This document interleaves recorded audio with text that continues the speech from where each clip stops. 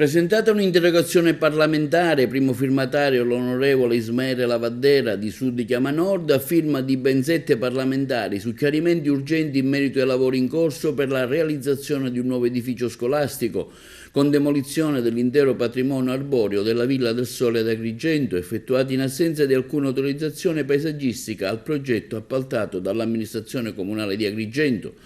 Arriva quindi al Parlamento la distruzione e l'avvio di un cantiere per la costruzione di un fabbricato in piena zona Bigrappelli all'interno della Villa del Sole di Agrigento, senza che la sovrintendenza abbia rilasciato nessun nulla osta al progetto esecutivo mai pervenuto ai suoi uffici.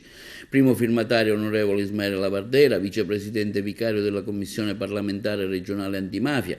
L'onorevole Lavardera e l'intero gruppo Sud Chiama Nord vogliono vederci chiaro, dopo la nostra denuncia e le iniziative intraprese assieme a tantissime altre associazioni ambientaliste a tutela del territorio. Adesso il problema passa ai livelli superiori.